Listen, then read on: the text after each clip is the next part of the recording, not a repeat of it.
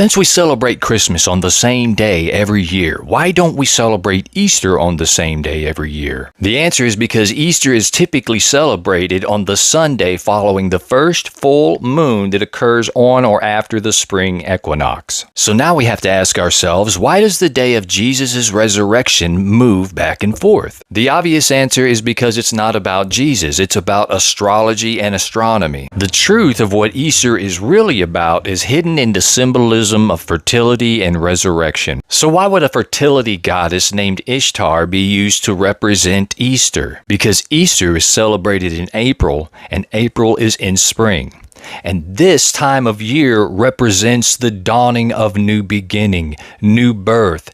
Everything starts to come to life. The greenery starts to reappear. The birds come back. It's all about birth. The sun is impregnating the earth, and the earth is giving birth to new life. It's about multiplicity. It's about sacred geometry taking place in real time. Everything is multiplying. Everything is coming back to life. Birds are scattering seeds everywhere. Humans are planting seeds into Mother Earth.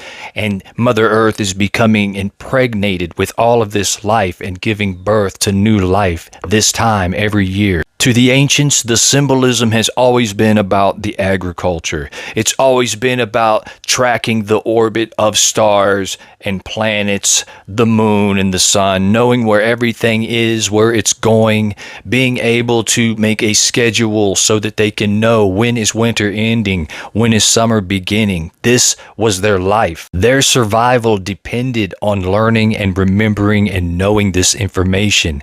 One of the easiest ways to remember it was to make stories about it, to create things like goddesses and allegory and myths. Oftentimes these stories would be in music that they would create plays, anything they could do to enhance this remembering. So how does the story of Jesus resurrecting from the tomb correlate with any of this? The resurrection of Jesus is symbolic of a new beginning, a new coming back to life, coming out of the dark tomb that was winter, now coming into the new life of spring and summer. Jesus said, "I am the way, the truth, and the life." What is the way? The way is replenishment, agriculture, knowing the seasons, when to plant, when to harvest, when to do all these things, walking the way, learning how to survive and maintain and be one with the planet. Okay? That's the way. The truth. What is the truth? The truth is that which is solid. It's built on the rock. It's a solid foundation of truth. And the truth is that these seasons come at this certain time every year. Okay? That's the truth that you can bank on. So you have the way and the truth. Okay? And the life is that which is produced, which is self-evident.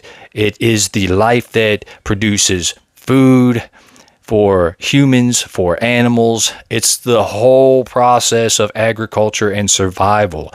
All of it being told within the stories based around resurrection and fertility.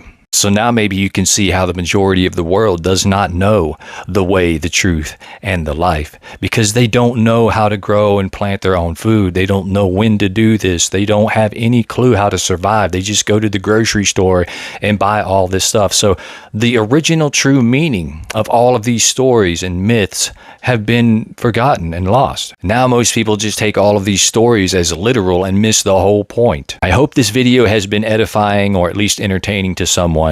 And don't forget what Jesus said, "Be ye wise as serpents."